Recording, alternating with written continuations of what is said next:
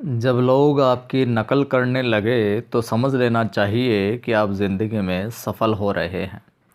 नमस्कार दोस्तों, मैं हूं आपका दोस्त कवि आदि गणेश। स्वागत करता हूं इस नए वीडियो के अंदर। आज हम बात करेंगे अध्याय 13 की बाल अधिकार एवं बाल संरक्षण। कक्षा 6 की अपने सामाजिक विज्ञान की पुस्तक चल रही है। कल शाम को सिंधु घाटी सभ्यता वाला टेस्ट हुआ, आपने अच्छी प्रतिक्रियाएं मिली आपकी, और साथियों को भी आप जोड़ सकते हैं। आज होगा अपना वैदिक संस्कृति का टेस्ट शाम को, ठीक है। चलिए प्रारंभ करते हैं। बाल अधिकार एवं बाल संरक्षण जो अध्याय है वहाँ से सबसे पहले बात करेंगे हम कि बाल अधिकार क्या है।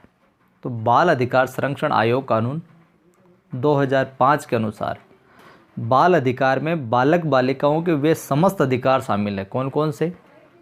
जो 20 नवंबर 1989 को संयुक्त राष्ट्र संघ के बाल अधिकार अधिवेशन द्वारा स्वीकार किए गए थे। 20 नवंबर 1989 को संयुक्त राष्ट्र संघ का बाल अधिकार अधिवेशन हुआ था। पूछ ले कब हुआ था? तो इस डेट को हुआ था। तो इसके अंदर जो भी ये बालिकाओं के जो अधिकार स्वीकृत किए गए थे, शामिल किए गए थे, वो सारे के सारे बाल अधिकार के अंतर्गत आते हैं, और जिन पर भारत सरकार ने 11 दिसंबर 1992 में सहमति प्रदान की थी। और भारत ने जो संयुक्त राष्ट्र संघ के बाल अधिकारों से संबंधित जो भी नियमावली है उसको सहमति भारत ने प्रदान की थी 11 दिसंबर 1992 में। तो ये चीज़ आप ध्यान में रखना। अब देखते हैं हम कि संयुक्त राष्ट्र संघ बाल अधिकार समझौते के तहत बच्चों के जो अधिकार थे उनको हम निम्न भागों में वर्गीकृत कर सकते हैं। सबसे पहले बात आती है जीने का अधिकार। बालक को गर्भ के समय से ही जीने का अधिकार है, भोजन प्राप्त करने का अधिकार है, यानी कि जीवन जीने का अधिकार है, उसे जीने का अधिकार है। विकास का अधिकार, बालक को विकास का भी अधिकार है, वो अपना शारीरिक मानसिक सर्वांगीण रूप से विकास का उसको अधिकार प्राप्त है। संरक्षण का अधिकार है, कोई शारीरिक रूप से अगर विकलांग है तो संरक्षण का भी अधिकार रखता है। ये नहीं कि चलो छोड़ दिया जाए, कहीं भाग जाओ, ऐसा नहीं है। तो बालक इस संयुक्त राष्ट्र संघ बाल अधिकार समझौते के तहत बालक को जीने का अधिकार, विकास का अधिकार, संरक्षण का अधिकार, भागीदारी का अधिकार, इन सब अधिकारों के साथ चलता है ये मामला। अब कई बार क्या होता है कि जो ये बालकों के अधिकार है इनका हनन भी किया जाता है। तो बाल अधिकार हनन क्या है वो देखते हैं। तो बालकों के जो हनन है उसको निम्न रूपों में देख सकते हैं। सबसे पहले तो बात आती है अपने कन्या भ्रूण हत्या की।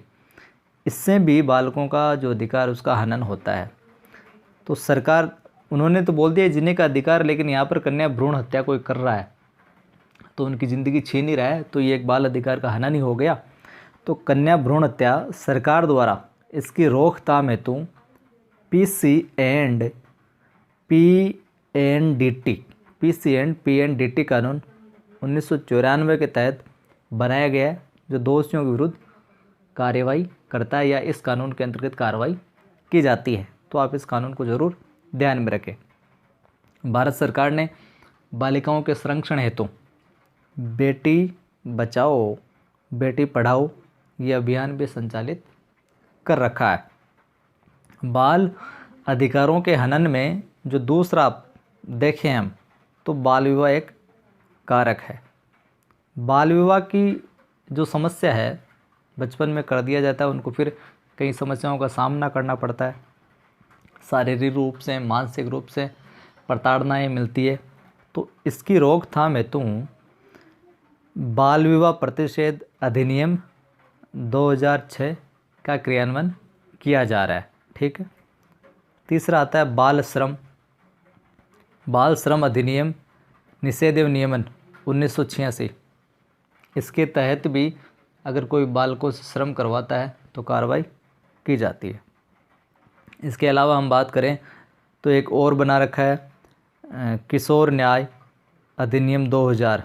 ये बच्चों को रोज़गार वगैरह करवाते हैं तो उसके लिए भी ये दंडनीय अपराध है ये। अगला आता है बाल यौन हिंसा। अगर बालकों के साथ किसी भी प्रकार की यौन हिंसा की जाती है, लैंगिक हिंसा की जाती है उनके साथ, तो इसकी रोकथाम है तो भी लैंगिक अपराधों से बालकों का संरक्षण अधिनियम 2012 लागू किया गया।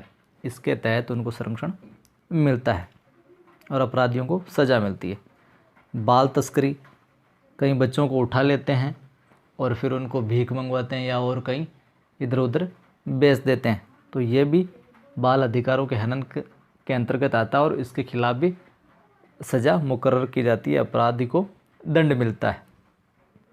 बाल दुर्व्यवहार क्या है, ये देखें तो वही यौन हिंसा से, शारीरिक, मानसिक किसी भी प्रकार से जो दुर्व्यवहार किया जाता है उनके लिए, वही चीज़ है यहाँ पर भी। तो बच्चों के साथ किसी भी तरह का शारीरिक ले लो, भावनात्मक ले लो, अत्याचार उनके साथ होता है तो बाल दुर्व्यवहार के अंतर्गत आता है। बाल यौन दुर्व्यवहार में वे सभी अपराध सम्मिलित हैं जो लैंगिक अपराधों से बालकों का संरक्षण अधिनियम में सम्मिलित किया गया, और वो कौन सा है, पोस्को। और कई बार ये ऐसे होता है, कई बार आप अकेले चले जाते हैं और कुछ आपको ऐसा लग रहा है, असहज महसूस करेंगे, कोई पकड़ने आ रहा है या कुछ भी, अगर आपके नज़दीक में कोई है जहाँ से आप फ़ोन कर सकते हैं जाके भागे, या आपके पास है, तो आप चाइल्ड हेल्पलाइन नंबर 1098 पर कॉल कर सकते हैं, 100 नंबर पर भी कर सकते हैं। अब बालकों के संरक्षण की हम बात करें तो राज्य में बाल अधिकारों के संरक्षण हेतु, पुनर्वास हेतु बाल अधिकारिता विभाग है जो कार्यरत है।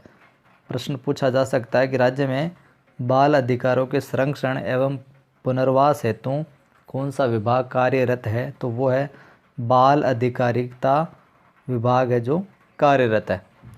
राज्य बाल अधिकार संरक्षण आयोग, राजस्थान राज्य बाल संरक्षण समिति, ये जो राजस्थान राज्य बाल संरक्षण समिति ये अलग अलग स्तर पर है, जिला स्तर पर भी बनी हुई है, ब्लॉक स्तर पर भी बनी हुई है।